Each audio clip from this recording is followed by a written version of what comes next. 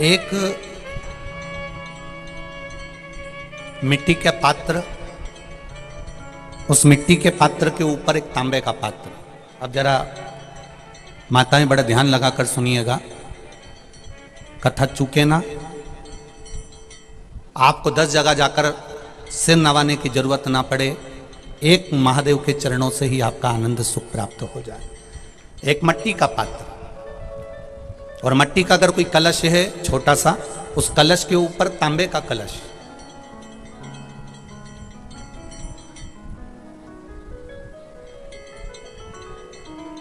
माता प्रसूति, दक्ष प्रजापति और माता वीरणी, इन तीनों का स्मरण कर कर जो बड़ के पेड़ के नीचे जो शिवलिंग हो, बड़ के पेड़ के नीचे जो शिवलिंग विराजमान हो, चाहे वो ओटले पर हो, चाहे वो पत्थर का हो, चाहे वो सीमेंट का हो, चाहे वो कंकर का हो, चाहे वो मार्बल का हो, चाहे वो जिस भी चीज का हो, बड़ के पेड़ के नीचे जो शिवलिंग हो, उसमें सीधे जब आप कलश लेकर जाएंगे तो मिट्टी का पात्र, उसके ऊपर तांबे का पात्र भरा हुआ, दोनों को एक साथ पकड़ कर ले जाएंगे। पर जब आप शिवलिंग पर दक्ष प्रजापति, प्रसूति और वीरणी, इन तीनों का नाम लेकर सीधे हाथ में मिट्टी का पात्र, उल्टे हाथ में तांबे का पात्र लेकर धीरे धीरे शिवलिंग पर जल समर्पित करेंगे, और उस जल का पान उसी बट वृक्ष के नीचे दोनों पति पत्नी अगर पान कर लेते हैं और संतान की कामना कर लेते हैं, तो भी मेरा महादेव संतान प्रदान करता ही करता। पर ये जो क्रम किया जाता है, ये केवल बैसाख के महीने में ही किया जाता है, इसके सिवाय इसको आप अन्य महीनों में नहीं कर सकते, केवल एक बैसाख में। और हम तो कहेंगे बैसाख महीने की जब शिवरात्रि आए, या बैसाख महीने में अष्टमी तिथि आ जाए, या बैसाख महीने में सोमवार का दिन पड़ी जाए, तो प्रयास करना कि आप संतति के लिए, संतान के लिए आप ये प्रयोग कर सकें। शिव तत्व की प्राप्ति। आप डॉक्टर को दिखाओ, आप डॉक्टर की दवाई भी लो, आप डॉक्टर से जांचें भी कराओ, आप डॉक्टर ने जो आपको बताया वैसा आप करो, पर साथ में शिव भक्ति को भी अपने भीतर उतार कर, शंकर से भी अपने दिल की बात कहकर चलो, शिव से भी। खाली न जाता कोई दर से तुम्हारे, मैं भी खड़ा हूं नंदी बाहे पसारे। बाबा आपके चरणारविंद का रस तत्व हमें प्राप्त हो। 9 वर्ष की कन्या प्रसूति तब साधना में लीन है, 9 वर्ष की कन्या प्रसूति भगवान के भजन में लीन है। समय दक्ष प्रजापति का मंगल विवाह करना है। क्यों? संतति को आगे बढ़ाने के लिए, संतान को आगे बढ़ाने के लिए, और इस पूरे ब्रह्मांड को एक संतति देने के लिए करा।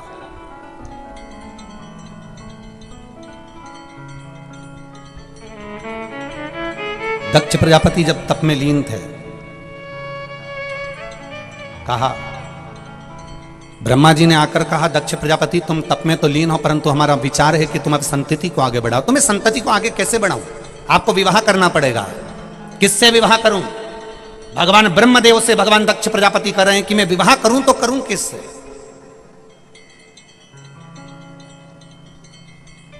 कहा, प्रजापति वीरण की पुत्री, प्रजापति वीरण की पुत्री जिसका नाम आसिकनी है, उसको लोग वीरणी भी कहते हैं। प्रजापति वीरण की पुत्री जिसको लोग आसकनी कहते हैं, उसका नाम वीरणी भी है। अच्छा, कोई फिर अच्छे से सुन लो ध्यान से। कोई अगर आपसे कहे कि सियोर वाले महाराज ये कथा कहाँ से बाच रहे हैं, तो आप बता देना शिव महापुराण सती खंड अध्याय नंबर 13 और page number 155, 156, 157, Gita press Gorakhpur की शिव महापुराण से ये चरित्र चल रहा है। ध्यान रखिएगा। अगर कोई आपसे कहे कि गुरुजी ये कथा कहां से बच रहे हैं, ये वीरणी की कथा कहां से बच रहे हैं, तो आप बता देना गीता प्रेस गोरखपुर की कथा, शिव महापुराण, सतीखंड, अध्याय number 13, 155 number page, 156 number page और 157 नंबर पेज पर से यह कथा को लिया जा रहा है। बहुत ध्यान से सुनो। दक्ष प्रजापति, कोई कहे आपसे कि ये संतान प्राप्ति के लिए गुरुजी बोल रहे हैं, तो ये कौन से पेज पर, तो उसका स्मरण आपको रहना चाहिए कि हम शिव पुराण के इस अध्याय को पढ़ रहे हैं, इस पेज को पढ़ रहे हैं और इस जगह को पढ़ रहे हैं। दक्ष प्रजापति, तुम्हें विवाह करना पड़ेगा। किससे? प्रजापति वीरण की पुत्री आसकनी से।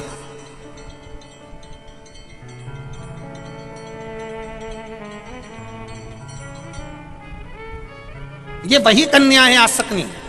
प्रजापति वीरण की पुत्री आसकनी ये वही कन्या है, ये वही कन्या है जिस नारी का रजोधर्म से जुड़ा हुआ जो भी तकलीफ होती है, केवल हाथ में जल लेकर आसकनी का नाम लेकर भी वो पान कर लेती है, तो रजोधर्म से जुड़े हुए सारे दुख, कहते हैं कि गर्भ में, गर्भाशय में अगर गांठ भी पड़ गई है और डॉक्टर कह रहा है कि बच्चादानी में गांठ है, गर्भाशय में गांठ है और इसका ऑपरेशन होना जरूरी है, आसकनी दक्ष प्रजापति की पहली पत्नी का मात्र स्मरण कर कर अगर आचमन पानी का कर लिया जाए तो गांठ भी गर्भाशय की गलना प्रारंभ हो जाती है। ये वो नाम, ये वो शब्द है।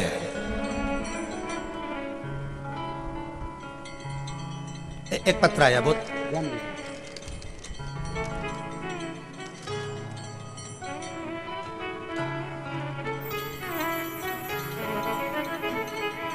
शंभु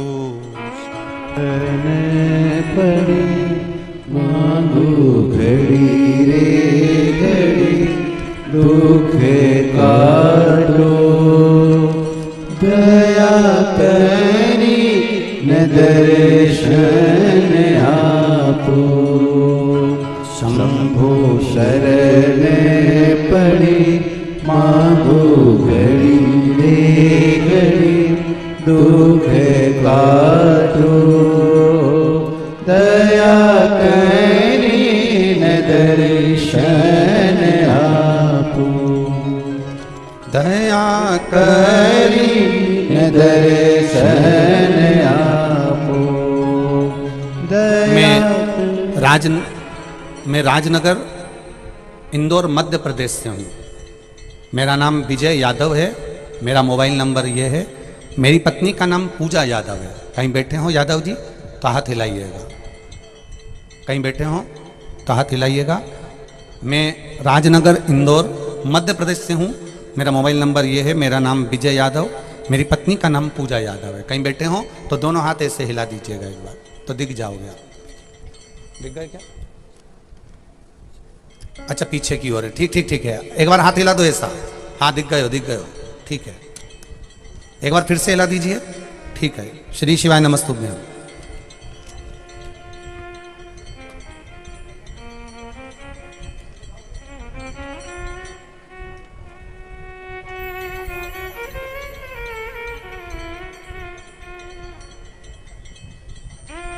गुरुदेव, मेरे पति के दोनों किडनी में घाव बता दिए गए थे। हमने बहुत इलाज करवाया पर किडनी का घाव नहीं भरा पाया। डॉक्टर ने कह दिया था इनकी किडनियां काम करना बंद कर रही हैं, इसमें घाव पड़ गए। ऑपरेशन कर कर किडनी भी अगर चेंज करवाओगे तो भी ये काम नहीं करेगी क्योंकि इसमें घाव भरे हुए हैं। डॉक्टर ने ऑपरेशन की सलाह दे दी। हम लोग वापिस घर आ गए। यहाँ से सीहोर गए, कुबेरेश्वर धाम से रुद्राक्ष रिपोर्ट दिखाकर लेकर आए। गलाते, शिव जी को चढ़ाते, पानी पीना चालू करा। बाबा की कृपा से डॉक्टर ने जांच करी तो बताया कि दोनों किडनियों ने काम करना चालू कर दिया है। हम यहाँ प्रणाम करने आए।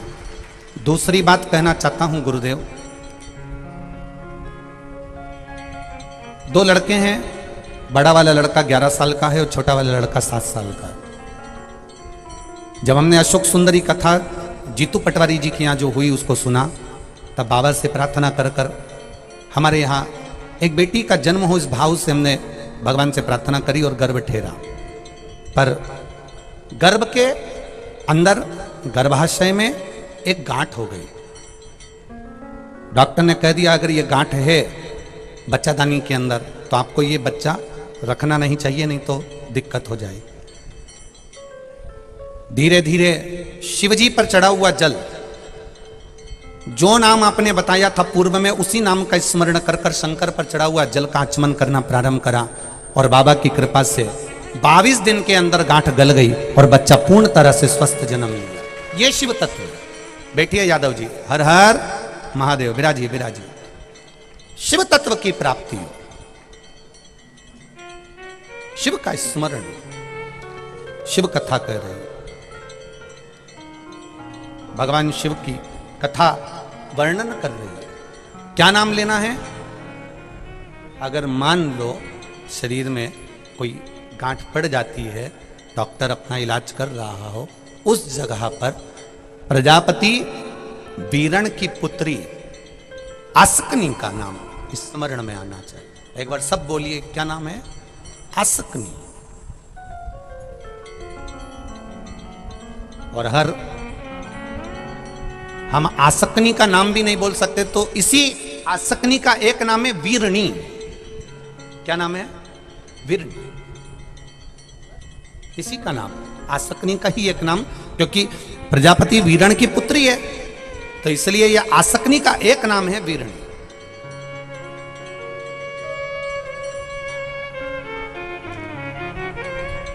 दक्ष प्रजापति से कहा आप प्रजापति वीरण की कन्या आसकनी से विवाह कर लीजिए। महाराज आसकनी से विवाह? हां, कारण दक्ष प्रजापति से कहा भगवान ब्रह्मा जी ने कि प्रजापति वीरण की कन्या आसकनी केवल ऐसी है जो मन से, अगर गर्भ से बच्चों को जन्म भी दे तो उन बच्चों को केवल जल के छींटा देकर भी हजारों अंश उत्पन्न कर सकती है। वो वीरणी में, वो आसक्ति में बल है। वो बल आसक्ति में है, वीरणी में है। और अच्छे से समझिएगा, जब नारी का 5वां 6ठा महीना हो, डॉक्टर कहे बच्चे की धड़कन नहीं है, कोई कह दे बच्चे की हृदय में छेद है, हम तो यहाँ तक कहेंगे जो बच्चा, जिस बच्चे को, कोई बच्चा ऐसा होता है जिसको बार बार ब्लड चढ़वाना होता है, बार बार उसका ब्लड चढ़ता है, या कोई ने कह दिया इसका ऑपरेशन होगा हार्ट का, इसमें छेद है, डॉक्टर का तुम इलाज करवाते रहो, डॉक्टर को चेक करवाते रहो, क्योंकि डॉक्टर को चेक करवाते रहोगे तभी तो तुम्हें मालूम पड़ेगा कि देवादिदेव महादेव ने कृपा करी कि नहीं करी। और अगर डॉक्टर के यहाँ जाना छोड़ दोगे तो बताएगा कौन तुमको? इसलिए डॉक्टर के यहाँ जरूर जाओ, डॉक्टर से चेक भी करवाओ, डॉक्टर का इलाज भी करो, डॉक्टर की दवाई भी खाओ, और साथ में देवादिदेव महादेव का स्मरण भी करें। एक पत्र और है,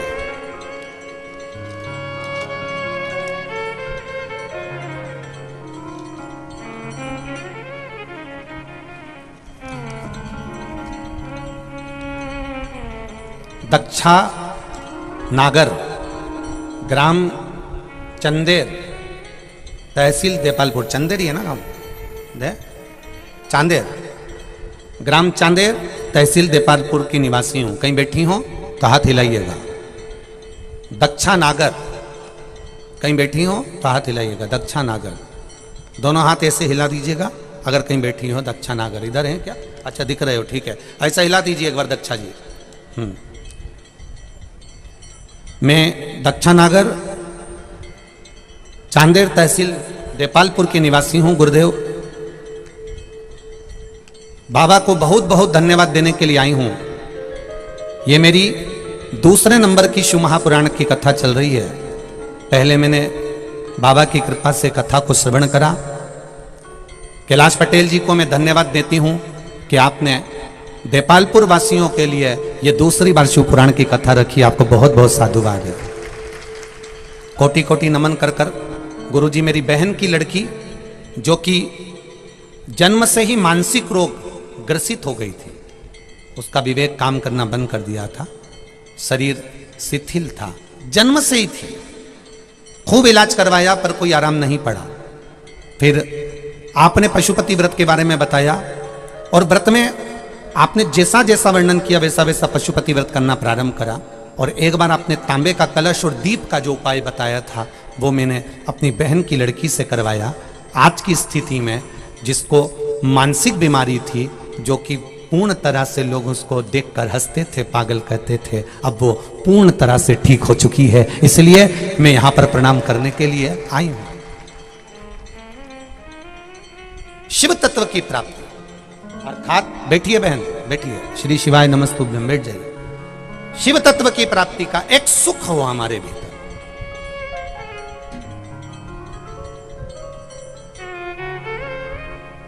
ये जितनी भी माताएं कथा सुन रही हैं, जितनी फेसबुक यूट्यूब पर, जितने भी टीवी पर कथा सुन रही हैं, आपसे निवेदन है इस कथा को बड़े ध्यान लगाकर सुनना, इसके संवादों का स्मरण करिएगा।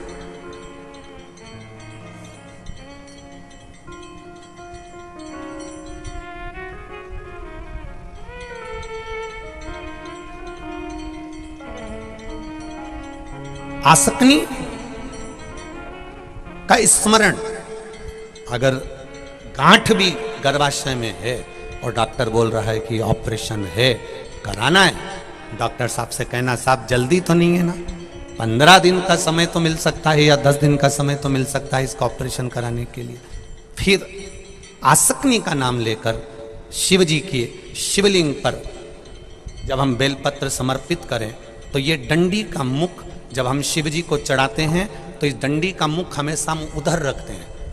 अब की बार आसक्ति का नाम लेकर जब हम शंकर भगवान को बेलपत्र समर्पित करेंगे तो ये डंडी का मुख शिवलिंग पर अपनी ओर रखेंगे और उसी बेलपत्र को चढ़ाकर जल समर्पित कर कर आचमन कर कर उसी बेलपत्र को लाकर घर के द्वार को पूरा खोलकर घर के अंदर प्रवेश कर कर घर के बाहर स्मरण को, शिव को याद करते हुए उस बेलपत्र को चबा चबा कर खाना प्रारंभ करिए।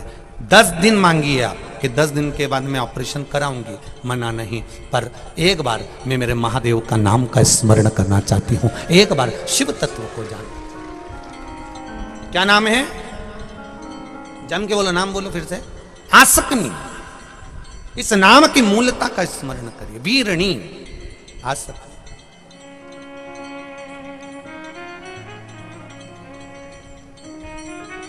पतंग उड़े आकाश माने, डोर थारा हाथ मां, ओ वल्लभ मारी पतंग ऊंची,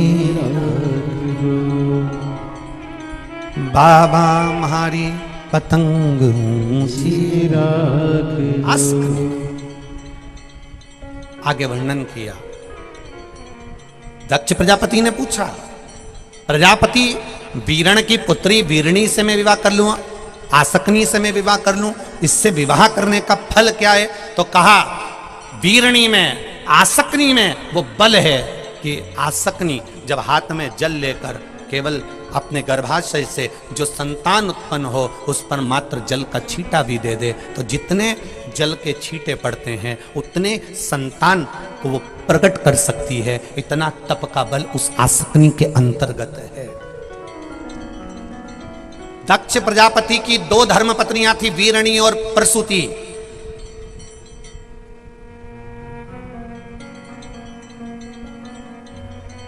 एक वीरणी है, एक प्रसूति है, 2 है।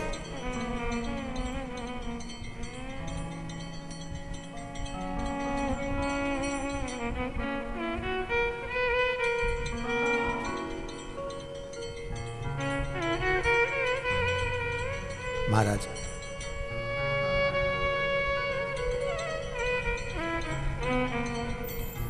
जब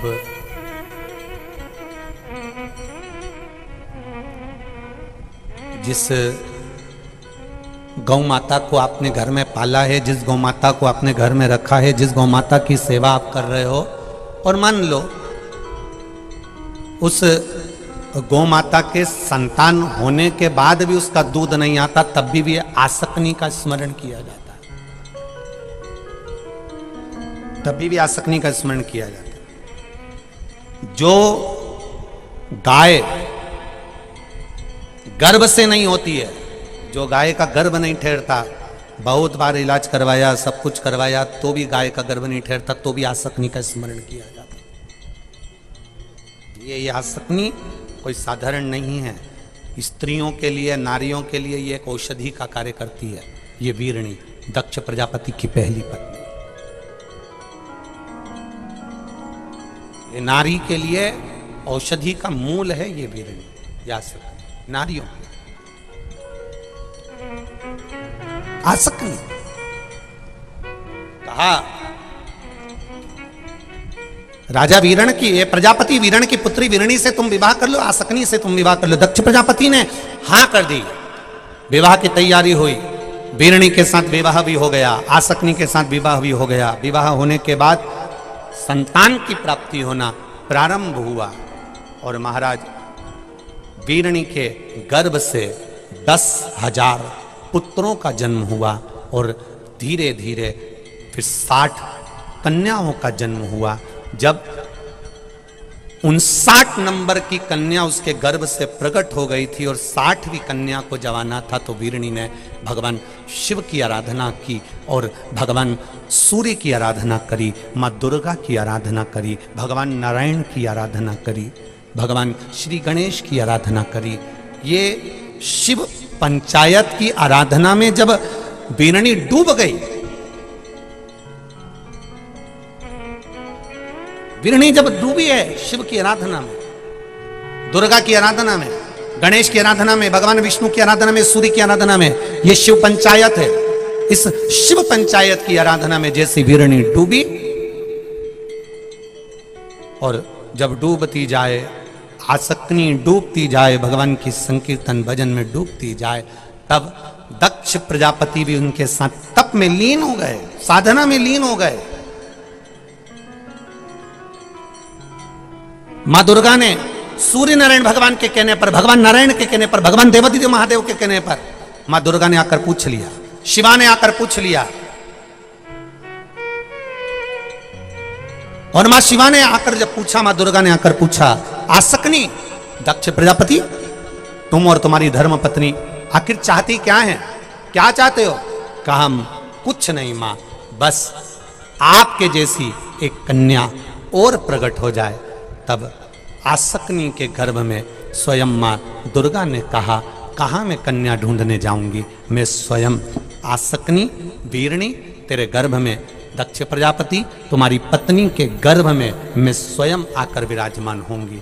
जब आसक्ति ने तप कर कर माता से वर प्राप्त कर लिया, दक्ष प्रजापति को भगवान ब्रह्मा ने रोक लिया और ब्रह्मा जी ने रोक कर कहा, सुनो दक्ष प्रजापति, तुम्हें एक विवाह और करना है, और वह विवाह मनु शत्रुपा की कन्या प्रसूति के साथ करना है। दक्ष प्रजापति ने एक विवाह माता प्रसूति के साथ करा। प्रसूति जो 9 वर्ष की अवस्था से भगवान की आराधना में डूबी रहती थी, तब साधना में डूबी रहती थी, वो प्रसूति इतनी भगवान की आराधना में डूबी रहती थी। जब देखा वीरणी ने प्रसूति को, कि प्रसूति को जब देखा तो इसके गर्भ से भी संतानों के जन्म हुए, इसके गर्भ से भी संतान हुए।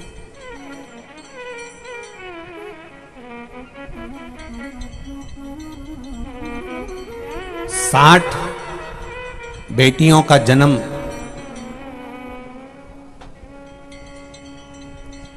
वीरणी के गर्भ से हुआ, 24 बेटियों का जन्म प्रसूति माता के गर्भ से। अब एक बेटी जो वीरणी के गर्भ में है, प्रसूति के गर्भ में है, वीरणी के गर्भ में है, आसक्ति के गर्भ में है, और प्रसूति ने तप साधना करना प्रारंभ करा। ऐसा तप, ऐसी साधना करी, ऐसी साधना करी कि वीरणी का मन हो गया कि मेरे गर्भ में जो मां आदि शक्ति, मां दुर्गा, मां शिवा मेरे गर्भ में आ रही है, वो इस प्रसूति के गर्भ में विराजमान हो। आपस में स्नेह बहुत था और आधा गर्भ माता प्रसूति का जो कुछ महीने थे वो आसक्ति के गर्भ में रहे और कुछ महीने माता प्रसूति के गर्भ में रहे। तब माता प्रसूति के गर्भ से जिस कन्या ने जन्म लिया उसका नाम सती हुआ, तब उसका नाम सती प्रकट।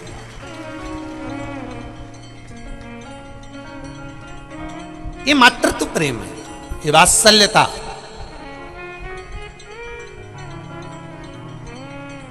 जितनी माता प्रसूति के प्रति माता सती का प्रेम है, उतना कि उतना प्रेम माता सती का वीरणी के प्रति भी।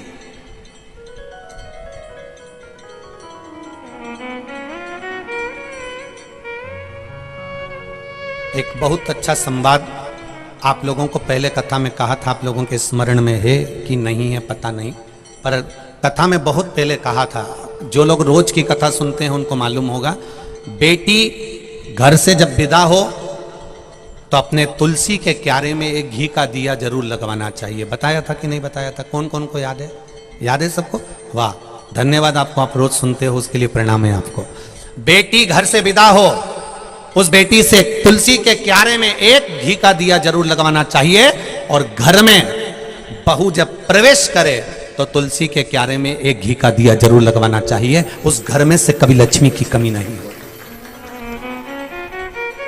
जब बेटी हमारे घर से जाए, विवाह कर कर जा रही हो, दामाद के साथ जा रही हो, जमाई के साथ जा रही हो, पहली बार बेटी हमारे घर से जब जा रही हो, विदा होकर जा रही हो, तो तुलसी के क्यारे में घी का दिया लगना चाहिए। और आज के जमाने में गुरुजी तुम तो कहते हो कि तुलसी के क्यारे में घी का दिया लगवा, पर धर्मशाला से शादी करते हैं, गार्डन से करते हैं।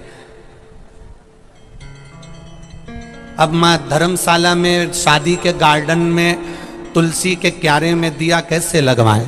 अब आप बताओ, क्योंकि यहाँ तो स्कंद पुराण तो कहती है कि घर के तुलसी के क्यारे से बेटी के हाथ से घी का दिया जलवाकर जब हम घर से बेटी को विदा करते हैं तो हमारे घर की बेटी के पांव की लक्ष्मी हमारे घर में ही रहती है, वो जाती नहीं है।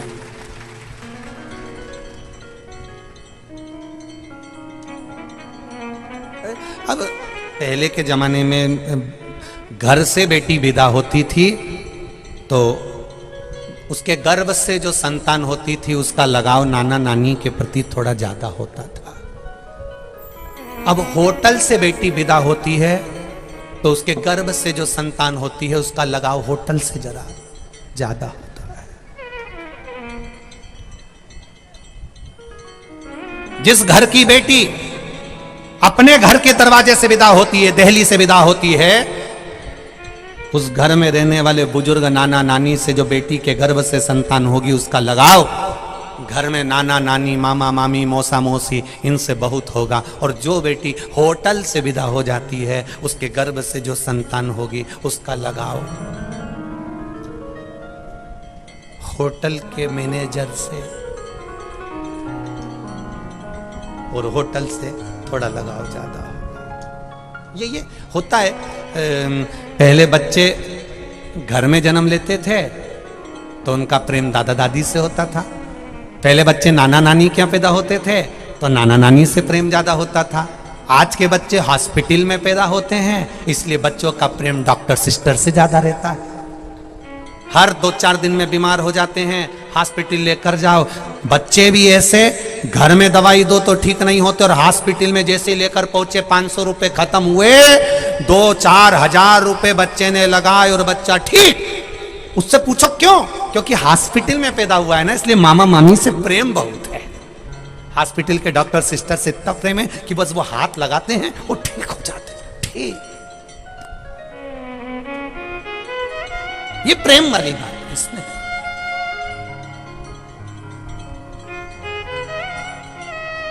और हमने तो इस कथाओं में देखा है, कैलाश जी पटेल जी, हमने कथाओं में कई जगह देखा है कि कई लोगों को शिव पुराण से प्रेम हो जाता है ना, तो उनको कितनी भी बीमारी होना, बस टीवी पर कथा सुनने को मिल जाए तो आधे से ज्यादा बीमारी तो उनकी वैसे ही चली जाए। बस कथा मिलना चाहिए। कथा मिली और बीमारी गई। शिव पुराण कई लोगों की बीमारी खत्म कर देती है और शिव पुराण कई लोगों को टेंशन में डाल भी देती है। इतनी भीड़, कैसे व्यवस्था हो रही होगी, लोग कहाँ जा रहे होंगे, क्या खा रहे होंगे, कैसे होगा, क्या होगा, कब होगा, बस आधा टेंशन में यही जीवन निकल गया। 7 दिन की कथा पूरी हो गई। अक्षतम केशवम, अरे बोलो बोलो आगे तो बोलो, राम नारायणम। अब कथा कहने वाले ने कथा कह दी, करवाने वाले ने कर दी, और बाकी के जो टेंशन में भरे पड़े थे वो टेंशन में ही रह गए, और लक्ष्मी नारायण का दर्शन हुआ और सब अपने अपने घर चले गए। जिनने सुना था उनने सुन लिया, जिसने नहीं सुना उनने रह दिया, छोड़ा। कथा के तत्व को जानना है।